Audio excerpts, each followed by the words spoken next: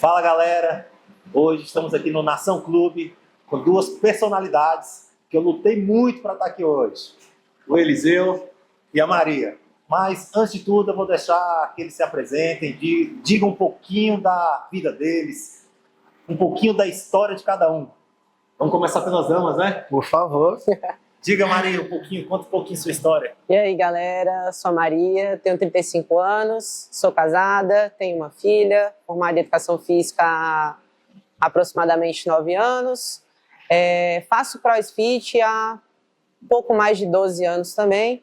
Desde criança, estive inserida no meio do esporte, fiz vários esportes, fiz capoeira, fiz jiu-jitsu, fiz judô, fiz muay thai, fiz CrossFit. E o CrossFit foi o que eu fiquei mais tempo, né? Me encontrei mais no esporte individual do que em coletivo. Joguei handball também, joguei vôlei de praia, vôlei de quadra. Quase todos os esportes de escola eu estava no meio. Que beleza. E você, Eliseu, conta pra gente aí. A história é longa. Bom, meu nome é Eliseu Quintiliano, tô com 37 anos, trabalho no meio do esporte há aproximadamente, com CrossFit, 16 para 17 anos, como educador físico vai para quase 20 anos, um pouquinho menos. Trabalhei, na verdade eu fui atleta de CrossFit por 16 anos, quase 15, 16, parei recentemente de competir de forma mais assídua. Hoje eu tenho trabalhado mais como treinador do que competidor, na verdade. O esporte para mim sempre foi, entre aspas, algo um pouco limitado, porque o máximo de esporte que eu fiz durante a minha infância, eu joguei futebol um bom tempo, cheguei a jogar futsal federado, e fiz pouco tempo de capoeira. A minha mãe era muito resistente com eu e meus irmãos fazer algumas atividades físicas, tinha muito medo da gente ficar na rua para fazer algumas coisas, apesar de a maioria da minha vida na infância foi na rua. Então eu sempre gostei muito de esporte coletivo, competi por muito tempo no CrossFit de forma coletiva, mas eu migrei muito bem para o individual.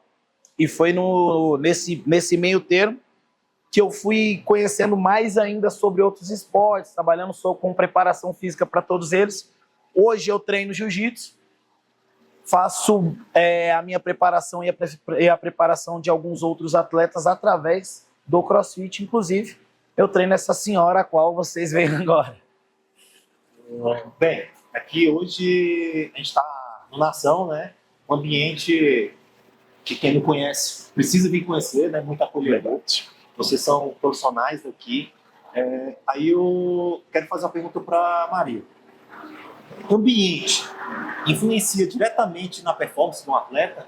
Você acredita nisso? Quais são os pontos principais que você acredita que a nação, por exemplo, esse ambiente que é multidisciplinar, te ajuda na performance como atleta? Ajuda 100% o ambiente. Sempre ele vai te impulsionar ou te trazer para trás. Se você está num ambiente onde tem pessoas ruins, onde tem pessoas invejosas, onde, sei lá, o espaço, a estrutura mesmo, falando de estrutura de treino, é ruim, a probabilidade de você não conseguir performar tanto ou por tanto tempo é bem maior. Você tem que ser muito cabeça dura mesmo. Então, hoje eu estou aqui, tem 1 ano e 7 meses, mais ou menos, que eu estou aqui, e, assim, é fundamental. Tanto a questão da estrutura, quanto as pessoas que estão ao meu redor. Hoje eu realmente vivo num ambiente onde não sinto coisas ruins sobre mim. Já estive em outros lugares onde isso aconteceu e acaba entrando muito dentro da sua mente. Você se questiona se é aquilo mesmo que você quer, se é naquele lugar que você quer estar, se você realmente quer continuar fazendo isso, porque você treinar para competir, você treinar para performance já é diariamente uma escolha muito difícil. Não é fácil. Tanto que é um grupo seleto de pessoas que continuam nesse caminho. Então, você estar num ambiente acolhedor, um ambiente legal, um ambiente bem estruturado, é fundamental para você continuar. Acho que o Renato ele traz um ponto sobre o atleta de alta performance, né? A questão do ambiente. E para os praticantes, os amadores, a questão do ambiente. O Nação ele tem um espaço de clube e natureza, diferentemente de uma academia de bairro. O fator ambiente e natureza fideliza mais o público que frequenta? Eu acredito que sim, porque é muito mais gostoso você estar num lugar assim com um ambiente aberto, onde você consegue ver vários outros esportes, não é só aquela modalidade específica que você tá, que tem vários outros esportes.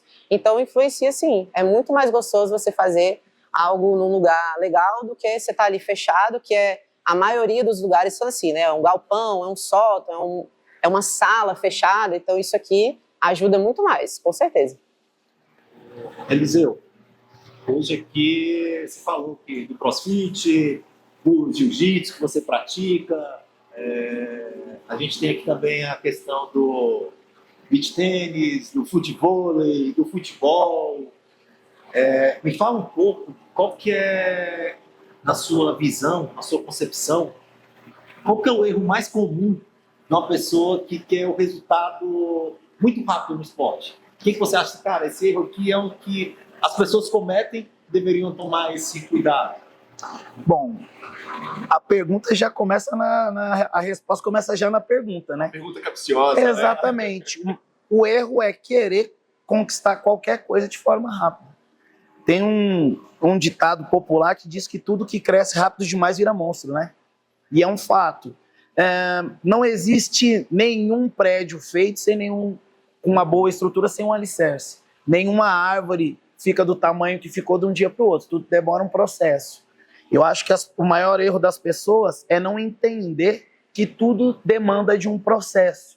E a partir do momento que nós não respeitamos esse processo, eu posso até chegar num certo ponto, mas eu não consigo ultrapassar esse ponto porque me falta um alicerce, uma base. Então eu acredito que, independente do esporte que seja, se você não tiver uma base bem consolidada, a sua estrutura final nunca vai ser o suficiente para você chegar onde você quer. E se você chegar muito longe, eu acredito que seja basicamente um milagre, que é quase impossível você chegar muito longe se você tem uma boa estrutura. Se nós formos trazer para o esporte do CrossFit, por exemplo, ou um esporte do Endurance no geral, eu não consigo chegar muito longe sem adquirir uma lesão por conta do volume que eu gero. Se eu tenho uma base bem consolidada e o meu corpo foi habituado a eu chegar nesse volume, é muito mais difícil eu me lesionar. Até porque o atleta, ele tem uma dança aí entre dois fatores, né? A alta performance e o limite, que digamos seria o overtraining. E quando você não tem essa base, você fica muito mais próximo ainda do overtraining. Então eu acredito que o processo é o melhor caminho para quem está começando, e a paciência. Sem paciência, não vai dar tempo para chegar lá, não. Sobre começar, Eliseu e Maria, hoje aos 37 eu me sinto muito mais confortável na questão dos treinos, com as atividades que eu pratico. Eu vou à academia, eu gosto de remar, mas particularmente eu sou um fã da corrida, né? As meias maratonas, as maratonas são as que me atraem. Quem sabe no futuro um Ironman, mas aí o nado está horrível e a gente precisa melhorar isso. Mas hoje aos 37 eu tenho uma consciência e uma responsabilidade muito maior do que aos 25, do que aos 20. Os resultados eu sinto que são melhores. Talvez a minha condição física, o meu condicionamento não seja o mesmo. Lá atrás eu tinha um pulmão que me permitia ficar por horas praticando alguma coisa. Em que momento, para vocês, assim, essa virada de chave é importante? É a qualquer momento? Ou, de fato, essa questão da idade, ela afeta bastante nos resultados, na consciência da prática do esporte, da questão de não exceder para não se lesionar? Eu tenho um detalhe para falar, que é uma coisa que ele me fala abertamente para todo mundo, que é, primeiro você tem que ter um porquê. Por que você quer ter um volume maior de treino? Por que você quer fazer aquilo? Se você não tiver um porquê, só fazer os 3 treinos de boa já é o suficiente. Você querer fazer algo a mais, você tem que ter um objetivo. Então, não tem objetivo. Eu era jovem, eu só queria treinar sem objetivo. Então, talvez naquela época fizesse sentido para você. Hoje você tem outra maturidade, hoje talvez você tenha um objetivo, que é fazer um Ironman. Sei lá, quando você era mais jovem, você não tinha esse objetivo. Então, eu acho que vai de acordo com o porquê você quer continuar fazendo aquilo por muito tempo, por muitas horas e por muito esforço. O porquê é muito importante, principalmente quando nós estamos falando de performance. Por exemplo, quando eu era jovem, eu tinha o benefício da minha recuperação ser muito maior. Eu não precisava de tantas horas de sono quanto eu preciso hoje para eu poder ficar 100% para treinar mais. Então eu acho que, se fosse possível juntar a sua maturidade com a sua valência quando era mais jovem, era o mundo perfeito. Mas como nós não temos isso hoje, o que diferencia muito é o seu background, do que você fez quando era mais novo para o que fez agora. O que vai influenciar nisso, Eliseu? Se eu tive uma boa base, fiz um background legal, por mais que eu tenha uma idade um pouco mais avançada, eu ainda consigo ter um gesto motor bacana para fazer qualquer tipo de esporte, como você mencionou. Eu quero fazer um Ironman, mas a minha natação não é muito boa e tal. Mas é possível melhorar. Agora, quando eu não tenho esse background, que eu não adquiri na minha infância, durante o processo da minha maturação, fica mais difícil por conta do gesto motor.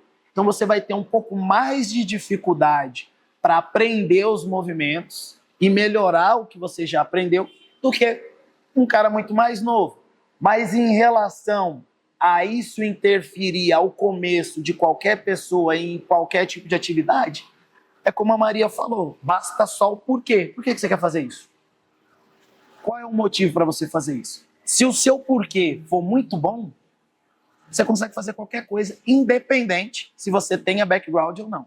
Mas o seu porquê tem que ser muito grande. Eu tenho alunos que o porquê dele era apenas carregar o filho dele, mas ele era sobrepeso. Hoje, ele não só carrega o filho, mas já fez algumas competições de crossfit, faz corrida. Vamos dizer que ele virou uma pessoa, um atleta híbrido. Consegue fazer vários tipos de esportes. Mas o que é o motivador dele? O motivador dele era o filho. Assim como eu tenho vários e vários outros alunos aqui na nação que tem um porquê muito bom. Então, para mim, vai culminar 2 pontos, né? Para você começar, precisa ter um objetivo muito claro na sua cabeça. E a relação de conseguir fazer ou não, você pode ter um pouco mais de dificuldade pelo que você fez ao longo da sua vida, mas não é nenhum empecilho para nenhuma pessoa, inclusive de idade nenhuma, e nós temos diversos exemplos aqui, que nós temos aqui na nação uma turma que nós chamamos de Master. E esse Master não generaliza a idade, mas é para 65 mais. Eu tenho alguns mais novos, mas na sua grande totalidade, eles já são da idade melhor, digamos assim, estão na melhor idade. Essa questão do porquê é interessante, que me remete muito a uma visão que eu tenho hoje, observando muito a qualidade de vida da minha mãe, que aos 65 anos tem uma série de limitações por uma série de negligência ao longo da vida. Claro, de um período mais difícil, em que ela teve que abdicar de muitas coisas, mas hoje ela paga um preço muito alto.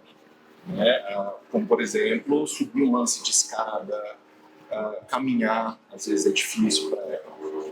E falar da questão de carregar o filho, de acompanhar, de poder brincar, de ter essa disposição e energia para acompanhar essa fase da vida. E eu acho que muito sobre envelhecer com qualidade. Vai além da questão da estética, porque é legal você olhar no espelho e falar, poxa, tô legal, me sinto bem, dá autoestima. Mas sobre a qualidade de vida, acho que é algo que transcende, né? Que vai além. Com certeza, isso é um ponto muito importante, mas é importante nós salientarmos que existe uma linha tênue muito grande entre atleta e praticante. O atleta, na sua grande totalidade, pensando em alto rendimento, obviamente que nós estamos falando de forma totalmente dentro dos padrões aceitáveis, ele não está muito preocupado com a longevidade dele. Ele está preocupado com o título que ele vai conquistar. Então ele não se importa tanto com a relação de volume. Às vezes ele treina muito mais do que ele precisa ter alguém ali para controlar. A sobrecarga articular que essa pessoa está tendo, ela é muito grande mediante a uma pessoa que está só procurando uma qualidade de vida. Então as pessoas precisam começar a dividir eu quero treinar para ter qualidade de vida e eu quero treinar para ter performance. E uma coisa é diferente da outra, principalmente quando nós chegamos na melhor idade. Nós temos vários exemplos de atletas que envelheceram muito bem e outros que envelheceram extremamente mal. Isso foi baseado em quê? Como ele se portou nesse processo todo da vida dele. Algumas pessoas, quando deixaram de ser atletas, elas continuaram vivendo uma vida de atleta. Porém, com um volume muito mais controlado, mas ainda assim continuaram fazendo uma boa alimentação, continuaram fazendo as suas atividades com um volume extremamente mais controlado, não deixaram de fazer as atividades. Já outras pessoas, agora que eu não sou mais atleta, eu posso fazer o que eu quiser, da forma que eu quiser, e elas acabaram não envelhecendo muito bem e começaram a ter até algumas certas comorbidades, como obesidade, diabetes. Agora imagine, você foi atleta a vida toda, você ter diabetes. Foge muito do contexto do que você já fez para como você está se tornando. Então, o envelhecimento, ele está muito ligado ao que a gente planta hoje. Eu costumo pensar que eu sou uma sementinha bem pequenininha, só que eu já estou no processo de virar uma árvore. Só que tem árvores que são cortadas cedo e tem outras árvores que viram os famosos carvalhos, né? E ficam anos e anos e anos e anos com uma boa estrutura. Nós temos um 65 mais aqui na nação, chama-se Oswaldo. Acho importantíssimo quem puder conhecer o Oswaldo. Ele é um excelente exemplo de como envelhecer bem.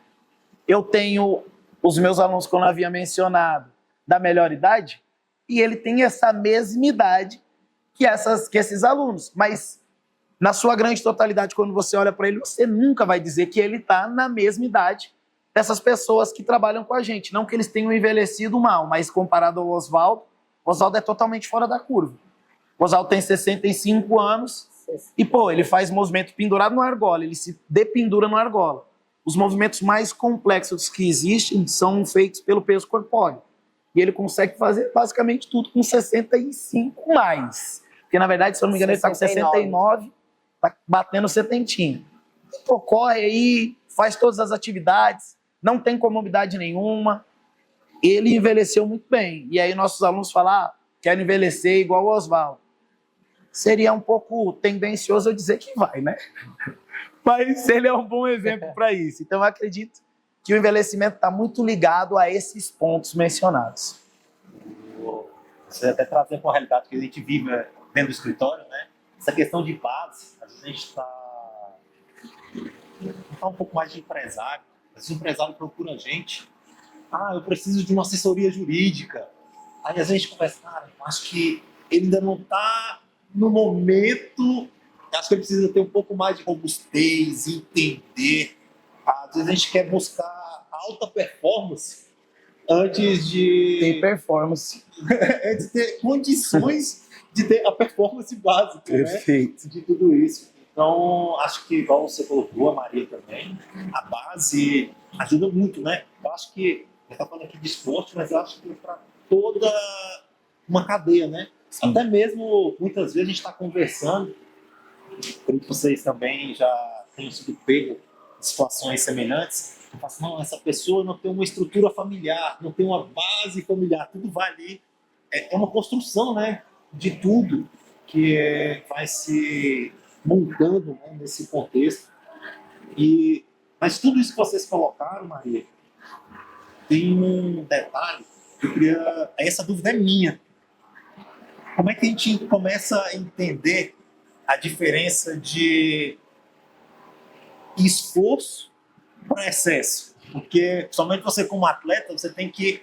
Cara, o Eliseu falou um pouquinho de overtraining, mas é um detalhe muito próximo, né? Como é que você, enquanto atleta, começa a medir isso no seu dia a dia? Eu aprendi errando. Eu precisei chegar no limite para entender que havia um excesso na minha programação.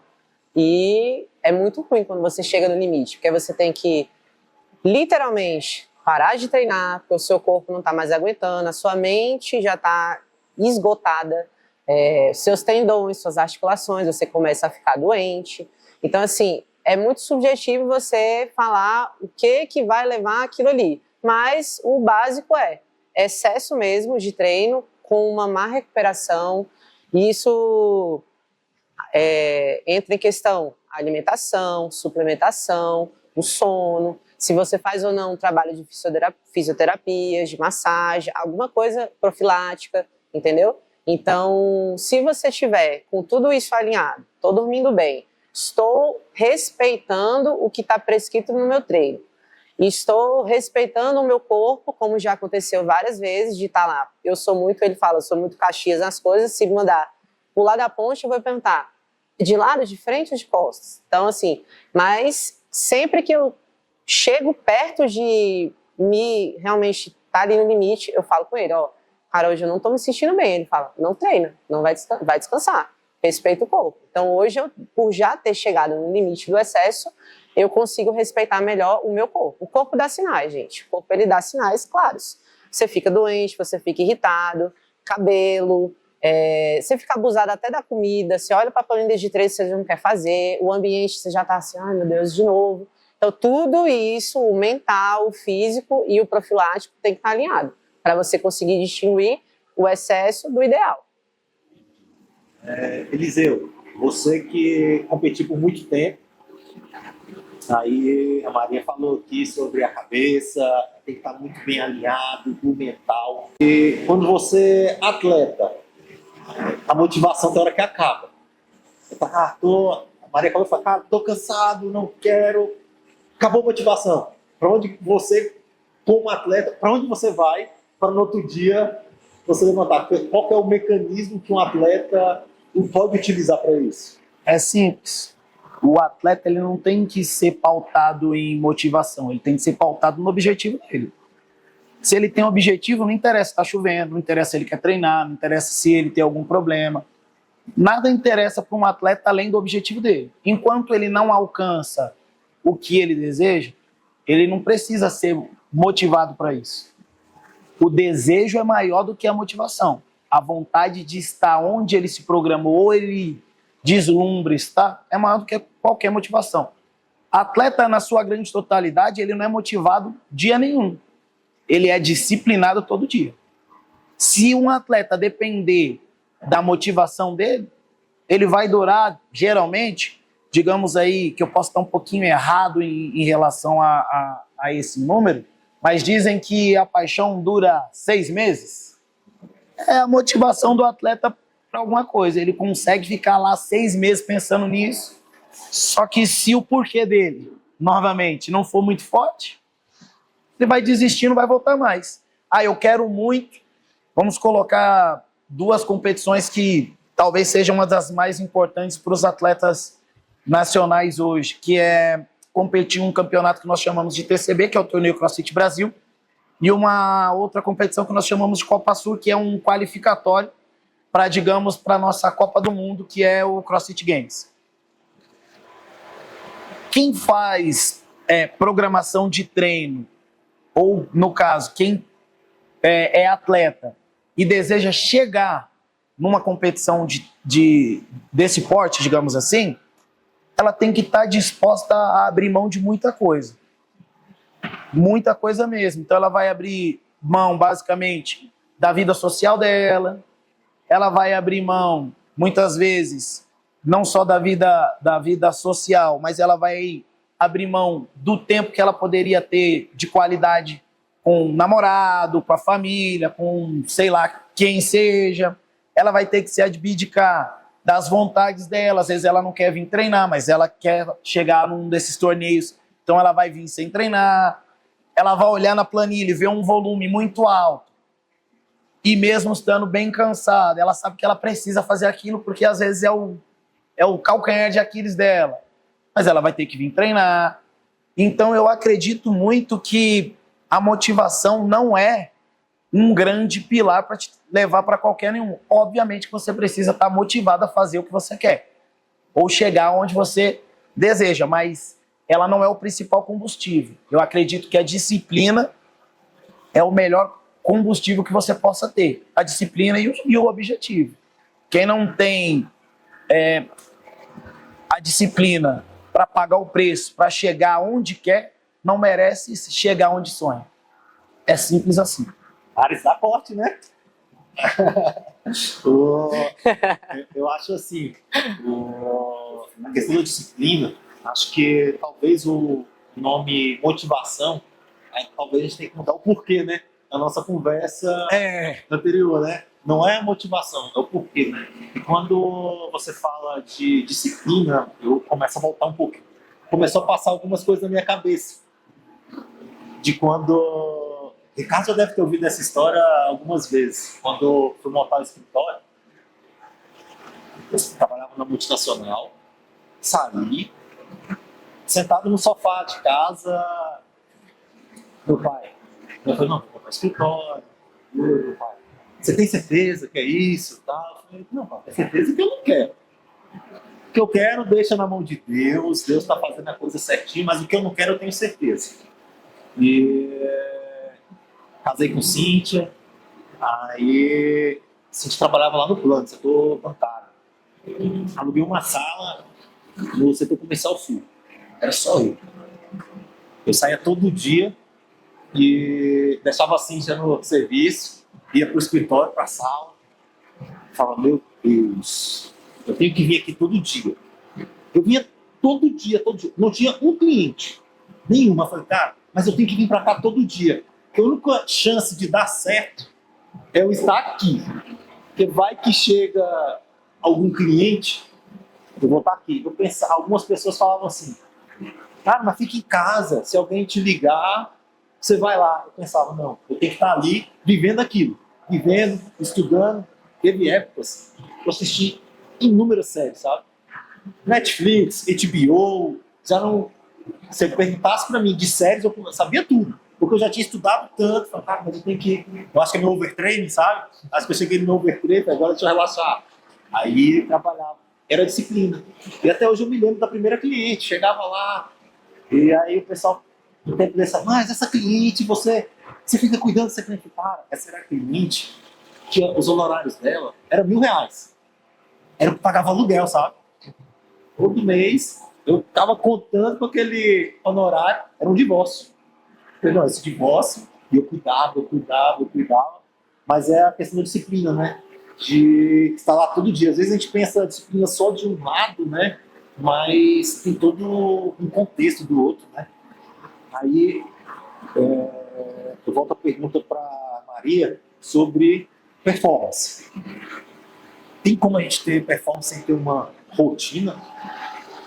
Não tem. Na minha visão, nunca conheci quem Esse gênio aí. foi privilegiado com Jesus. Muito. Nunca vi. Não tem como. Não tem, porque uma hora você estagna em algum aspecto. Não tem como você estar na alta performance se você não seguir uma alimentação legal. Não tem como você estar na alta performance se você está na balada. Não tem. Você tem que ter uma rotina muito bem estabelecida, a hora que você vai dormir, a hora que você vai se alimentar, a hora que você vai trabalhar, a hora que tudo. Não tem como. Mas eu vi você postando uma pizza esses dias. Porque tá na minha rotina. Né, professor? Mas aí eu quero... É uma dúvida que às vezes eu tenho. Você, quando atleta, busca o resultado. Você se permite. O atleta precisa se permitir também, né? Se não, dá uma endoidada na mente também. Mas, quando eu como lá a minha pizza uma vez na semana, eu sempre tento encaixar em algum dia anterior, onde eu sei que eu vou gastar muita energia.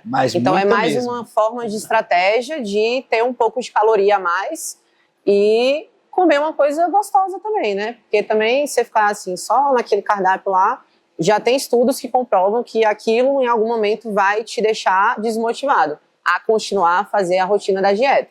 Então é uma forma estratégica de também não sabotar toda hora a alimentação. Então, uma vez por semana, sempre, eu escolho um dia, a depender do dia da planilha, onde, por exemplo, o dia da pizza vai ser hoje, porque amanhã eu tenho um treino volumoso de cargas de tudo que faltou na semana, ele botou num dia só, e eu vou precisar de muita energia. E às vezes você não consegue obter tanta energia comendo muito limpo. Então é só uma forma estratégica de conseguir somar um pouco mais de caloria para o meu treino seguinte.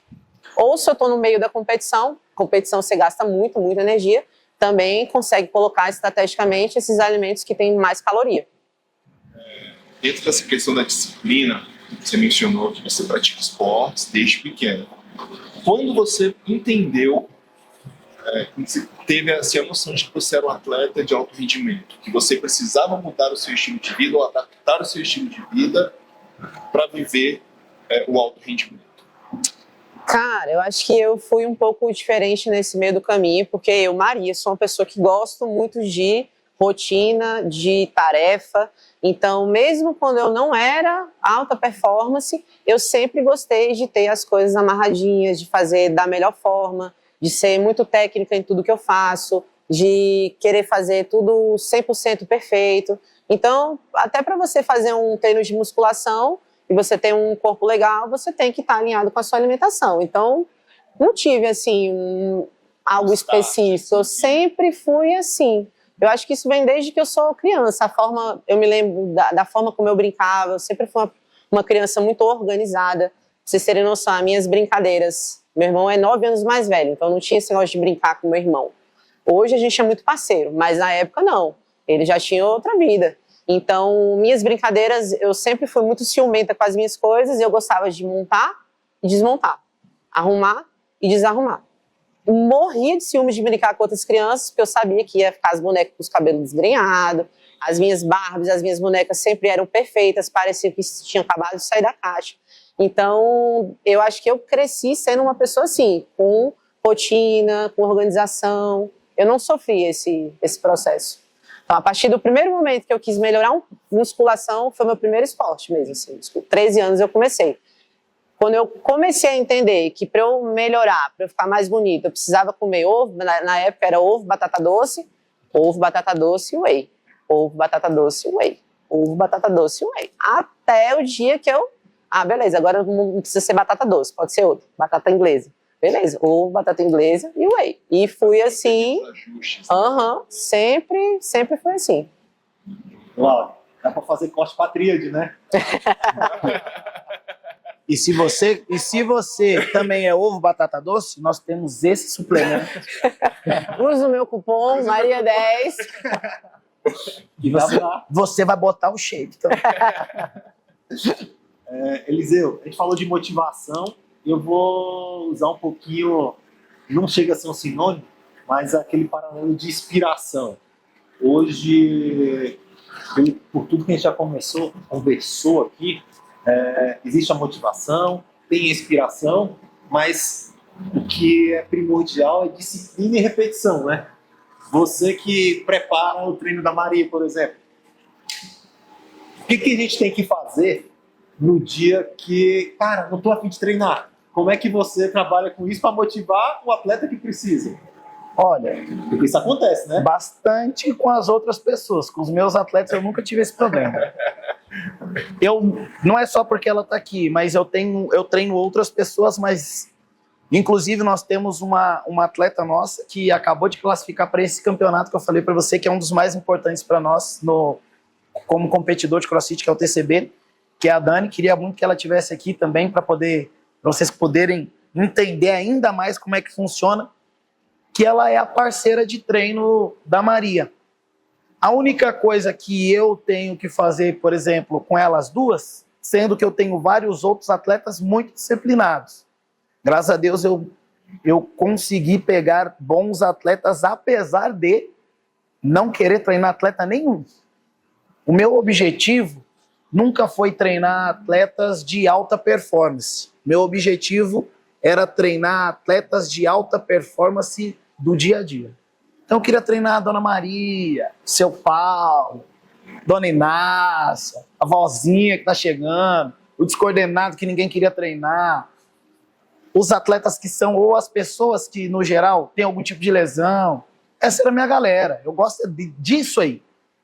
E a Maria e a Dani me abordaram querendo que eu treinasse elas. Eu falei, olha só, eu vou explicar para vocês porque eu não gosto de treinar outras pessoas. Eu treinei como atleta de alto rendimento dentro do CrossFit por muitos anos. E eu entendi e eu aprendi a um ponto que o treino que eu vou prescrever para você não vai ser legal, você não vai gostar de fazer. Porque às vezes eu vou te colocar em cima de uma bike para pedalar 1 hora. 1 hora pedalando, e vai ser só isso aí que você vai fazer num dia. Eu disse, não, eu quero fazer e tal, não sei o que. Eu falei, então tá bom. Eu tenho um esquema comigo, vamos dizer que é uma metodologia que toda vez que o meu atleta tem qualquer tipo de déficit, eu crio um protocolo para o déficit dele. E esse protocolo dura sempre, no mínimo, 12 semanas. Então, por exemplo, eles têm um déficit de bicicleta, bike. Eles vão remar ou vão pedalar, se for no caso a bike, ou remar, durante 12 semanas de forma diferente.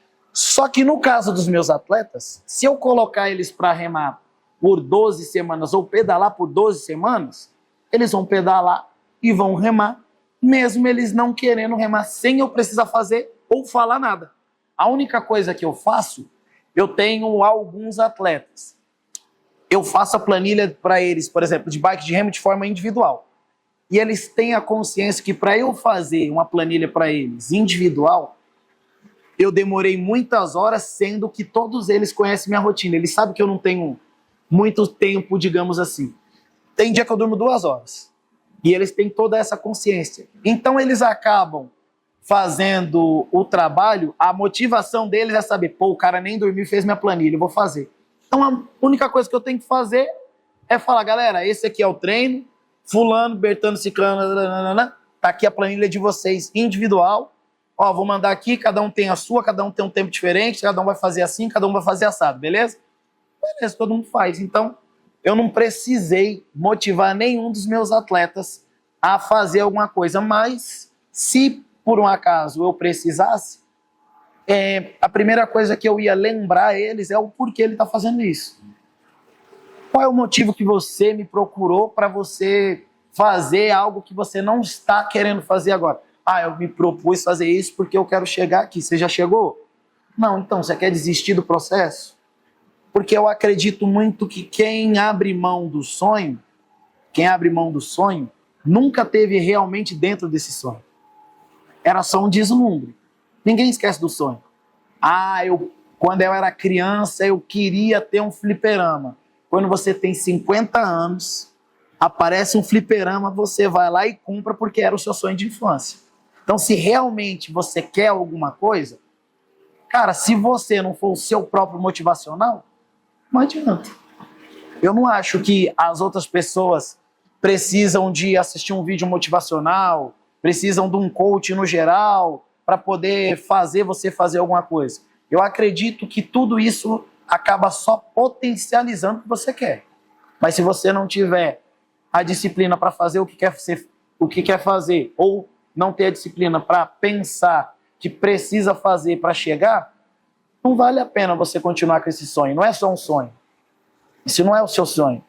É só um deslumbre. Ou você criou um deslumbre mediante algo que você viu. Eu vi tal pessoa, eu quero fazer isso também. Mas você não está disposto a pagar o preço. O custo de ser atleta é muito alto. Todo mundo quer chegar, mas são poucos os que querem pagar o preço. Por isso que a Nike, agora ela está fazendo um trabalho falando exatamente isso. Alta performance não é para todo mundo. E tá tudo certo não ser. Só que você tem que ter a consciência que não é para todo mundo. Não é porque eu quero ser um jogador de futebol, como eu quis por muitos anos quando eu era mais novo, que eu me tornei um. Não é porque eu quero ser um atleta muito bom de crossfit que eu vou ser. Então, a gente precisa primeiro se situar, e o segundo ponto é você ter a consciência de que se você não fizer por você, ninguém vai fazer.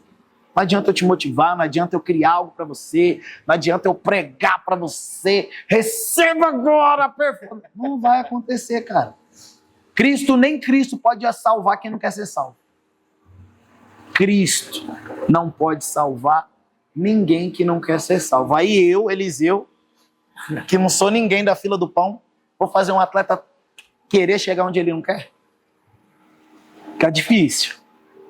A sua fala aqui é meio que inevitável, sabe? Começa a trazer algo para fazendo paralelo com a minha vida desde lá e desde quando começou, quando a gente fala, às vezes a pergunta, o mental afeta, quando é que o mental vai afetar o físico, quando o físico vai afetar o mental, quando você fala de sonhos, lá no escritório, hoje em dia, eu falo para as pessoas, não brinquem com o meu sonho. Esse escritório aqui é um sonho. Eu não vim de família que existem advogados. Eu fui o cara que formei sozinho, o primeiro advogado da família, daquele que ia pro fórum. Cansei de chegar no fórum e falar assim, ô diretor, me ensina que eu não sei nem para onde ir. Me mostra aqui. Mas aquilo era um sonho que eu tinha. E hoje dentro do escritório eu falo, não brinque com esse sonho, porque hoje já não é mais apenas o meu sonho. É o sonho do Ricardo, é o sonho da Raquel, é o sonho do Pedro, que estão lá e todo mundo sonha junto com o objetivo, né? Então, quando você fala de sonhos, me remete muito isso, sabe? E quando a gente fala, aí eu quero até trazer uma pergunta nova para a Maria sobre mental. Porque hoje, o trabalho do advogado, mental, a gente tem que estar super bem para entender. A gente absorve muita coisa do cliente. Chega lá, muitas vezes, uma pessoa, quero me divorciar, perdi um pai, foi agredida pelo marido, e a gente acaba que a gente absorve isso, não tem como, a gente tenta minimizar, eu não posso me envolver com aquele problema, mas eu tenho que entender o problema. E preciso estar com o mental bom, e pro meu mental estar bem, eu uso esse espaço aqui. Eu venho todo dia, faço uma atividade física, tento correr, venho sábado, venho domingo, estou sempre por aqui. Só que para você, vou fazer um pouco o inverso. Para o seu físico estar bem, a sua mente tem que estar bem. Quando a sua mente não está bem, como é que você faz? Porque eu venho aqui e faço atividade física. Como é que é esse looping contigo? Quando o mental não tá bem, eu deito e choro. Na minha casa, no chuveiro, porque não tem pra onde correr. Se o lugar onde me deixa bem é o mesmo lugar onde me massacra, eu tenho que fazer as escolhas diárias, entendeu? Nem todo dia, na verdade, quase nenhum dia são os melhores, são ruins, porque você se cobra muito. Hoje tem a questão que eu acho que você também vai poder falar sobre isso, pode ser que concorde. Antigamente, na época que ele estava em alta, não tinha tanta rede social, as pessoas não estavam preocupadas em estar mostrando o resultado, fazendo vídeo e fazendo propaganda, nada disso. Então, tudo isso influencia também nessa questão da cobrança.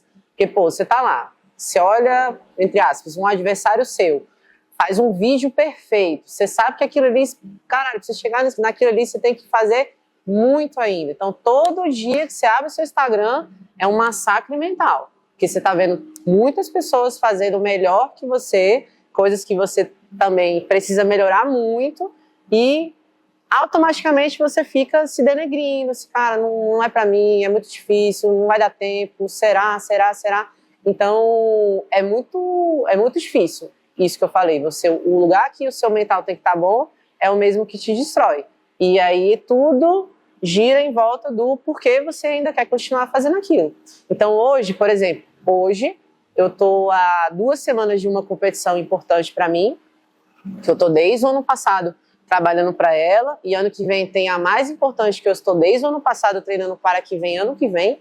Então hoje já tem mais ou menos uns 2 meses que eu quase não vejo Instagram, que é para poder continuar fazendo o meu trabalho, sem estar olhando para o trabalho dos outros. E quando eu chegar lá na hora do 3, 2, 1, eu vou mostrar o que eu tenho para fazer.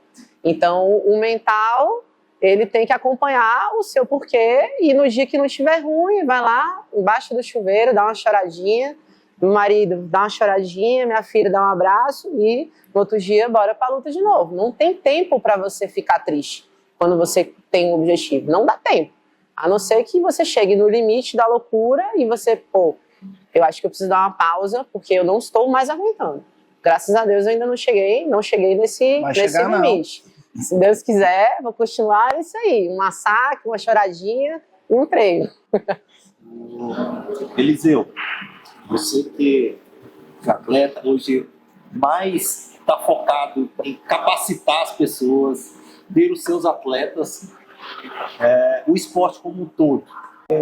Mexeu mais com você com performance ou na sua vida? O que você trouxe da performance do atleta para a sua vida pessoal hoje? Melhorou? O que você teve nesse? Cara, na verdade, o esporte mudou minha vida.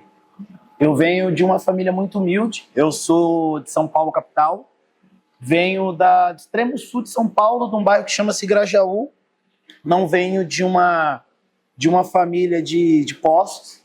Meu pai não estudou. Minha mãe, que Deus a tenha, fez só o primário. Aliás, fez só a primeira série. E eu conheci o esporte de uma forma um pouco diferente. Eu sou um dos pioneiros do esporte no Brasil. Quando eu comecei a trabalhar com CrossFit no Brasil, só existia uma academia de CrossFit no Brasil inteiro.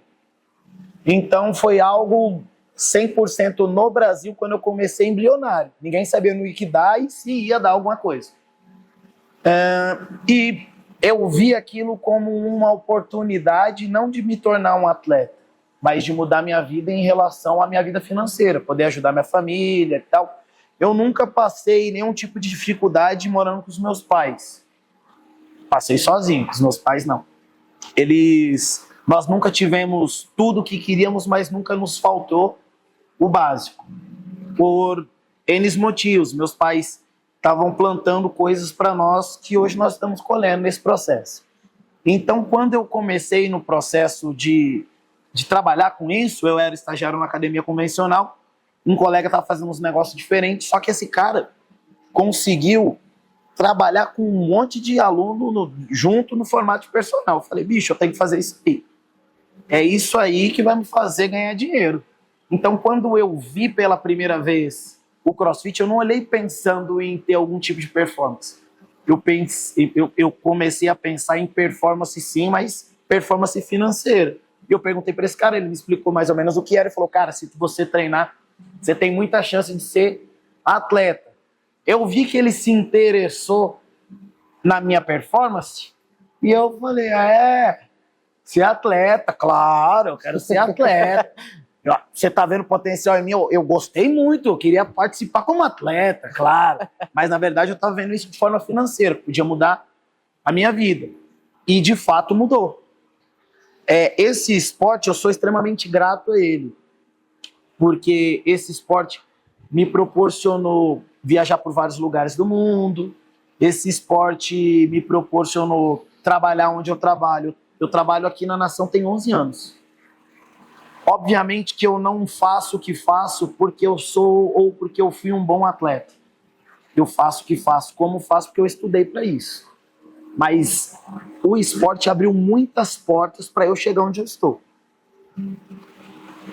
Não posso generalizar, porque hoje em dia as pessoas valorizam muito mais o que você sabe do que o que você já fez. Mas quando nós começamos, era mais interessante o que você sabia fazer, e não, ou os títulos que você ganhou. E não tanto assim o seu conhecimento. Mas eu sempre tive em mente que eu precisava ter o conhecimento, a didática, porque a vida útil de qualquer atleta ela não é muito, muito grande. Ele tem uma data de validade. E eu sempre tive essa consciência. Então, o esporte me ajudou muito a entender esses pontos, mudou minha vida, tanto a minha vida financeira como a minha vida profissional, não só dentro do esporte, mas em relação às portas que ele abriu, não só para eu competir fora do Brasil, mas para eu conseguir estudar fora do Brasil. Eu consegui fazer muitos cursos fora do Brasil, graças à modalidade e ao esporte, a competir. Então, quando eu falo desse esporte, eu falo com muito carinho, porque ele não só me levou em muitos lugares como atleta, ele mudou a minha vida em todos os aspectos. Mudou a minha vida financeira, mudou a minha visão de mundo, mudou a minha percepção em relação não só a pessoas, mas onde eu poderia estar e como me portar em cada um desses lugares.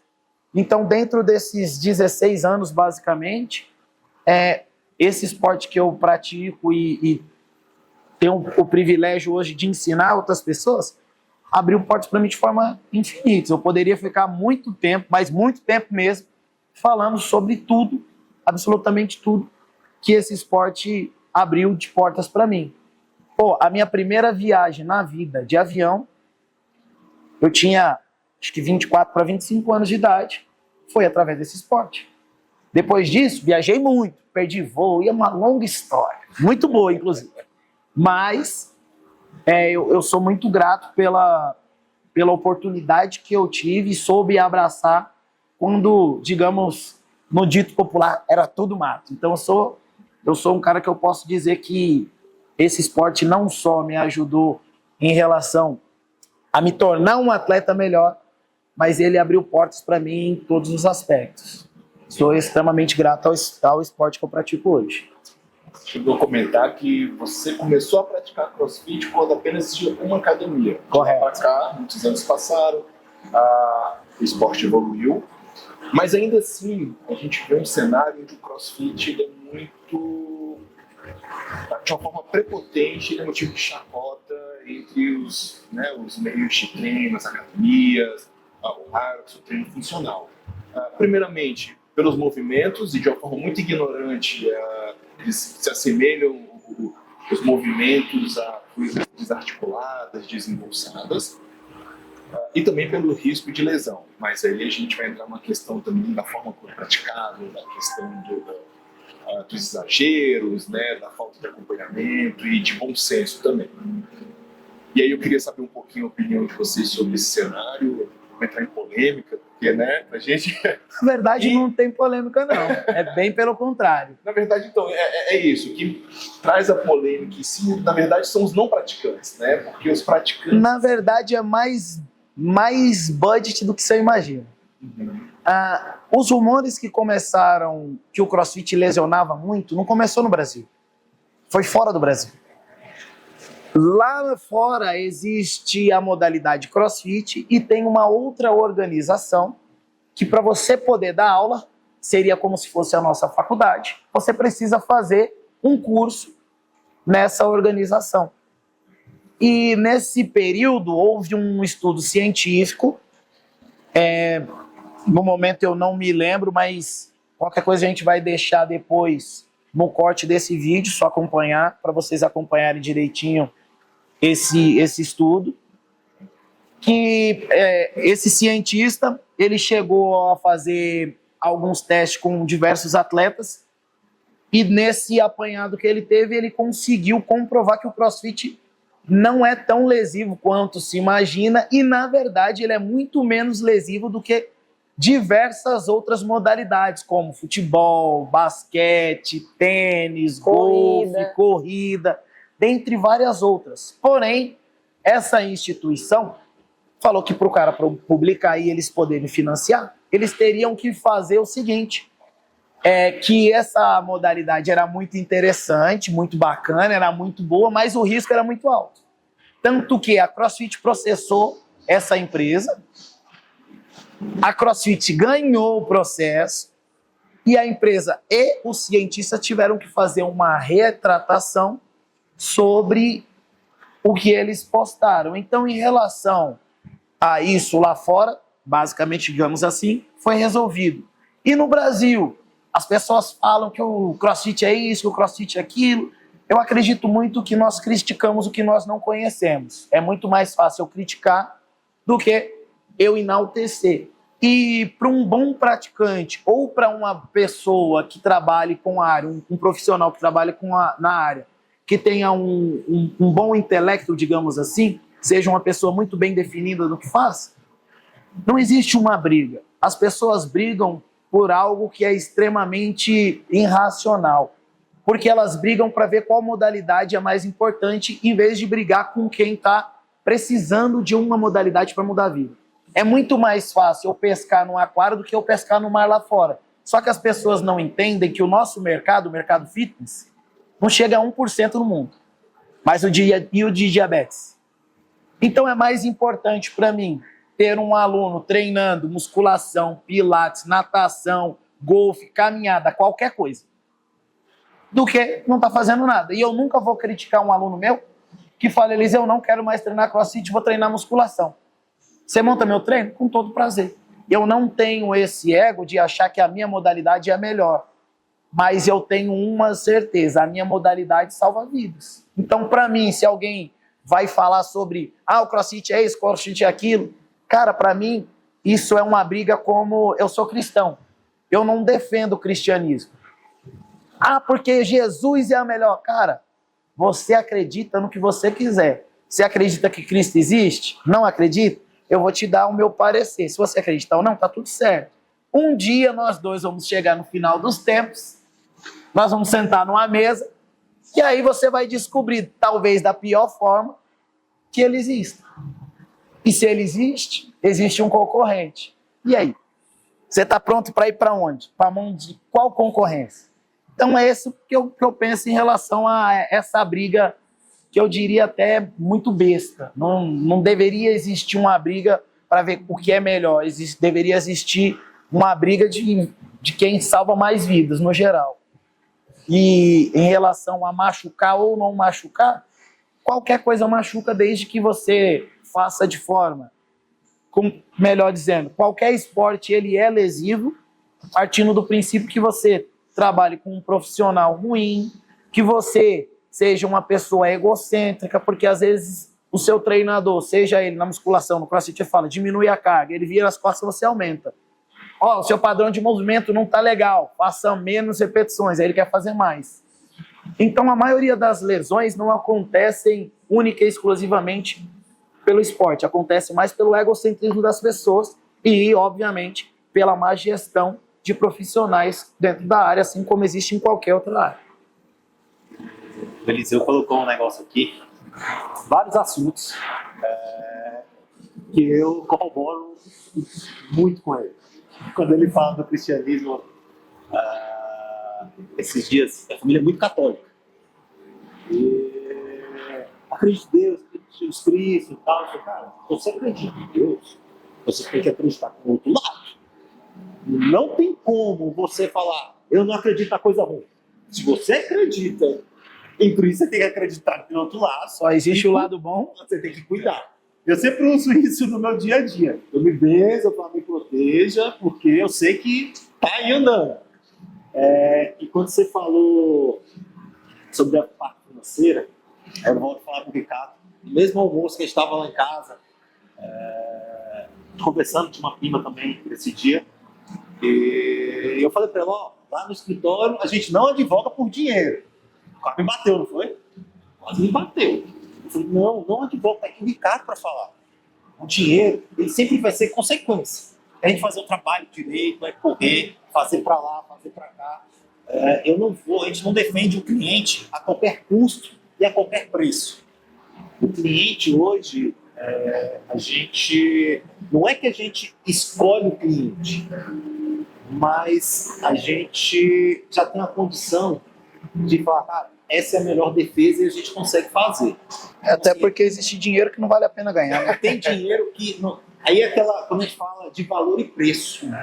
E quando você pode até abrir mão de preço, mas você não pode abrir mão de valor. Como? Porque quando você abrir mão do valor, você saiu de uma vez, você sai outra vez, sai outra e mais outra, você torna aquilo comum. Então você fala, a gente não negocia preço nem valor. No escritório, economicamente, a gente comenta, cara, meu preço é esse, eu posso viabilizar para você. Agora, você tem que entender que não é só preço, é valor. Então, todo esse contexto. E aí, a pergunta eu quero fazer muito direcionado hoje para a Maria, que é a atleta que está ali. Hoje, o atleta consegue viver só do esporte? Rapaz, eu acho, de verdade, aqui CrossFit no Brasil, não conheço quem esteja vivendo aqui no Brasil só do esporte. Nós Pedro temos Martins. Talvez o Pedro Martins. E acho que não é só do esporte. Não, mas aí ele tem que vender, ele agora tá com o canal do YouTube, então ele não tá lá só treinando, dormindo e recebendo dinheiro. Para ele receber aquilo tudo, ele tem que fazer várias outras coisas, diferentes de outros países. Eu tenho certeza que em outros lugares fora do Brasil, as pessoas vivem tranquilamente só do esporte. A não ser que seja um jogador de futebol, é outra parada. No CrossFit, hoje a gente tem a melhor do Brasil, ela é personal trainer. Ela treina, dá aula, treina, dá aula, treina e dá aula. Ela não vive só de treino e descanso. Ela ainda tem que dar aula, além de vender as parcerias que ela tem, porque as parcerias ela também não acontecem só para você ir lá e mostrar. Você tem que consumir, você tem que postar, você tem que divulgar, você tem que vestir, e isso tudo é trabalho. Então, no Brasil, no CrossFit, acho que quase certeza que não tem ninguém vivendo só disso. Muito difícil. Então, é mais difícil você ter apoio financeiro do que competir às vezes. Com certeza. Competir é a parte mais fácil. Com certeza. Competir é mais fácil. Competir é a parte legal, na verdade. É a melhor parte. É que você entra lá, acabou o sofrimento. Acabou lá, 3, 2, 1, é isso aí que você sofreu o ano todo para ali se sorrir. Então é a melhor parte. O caminho até lá é que é um massacre financeiro, mental, físico, tudo. Bora, a gente está chegando nessa parte final. Eu queria ouvir do Eliseu e da Maria.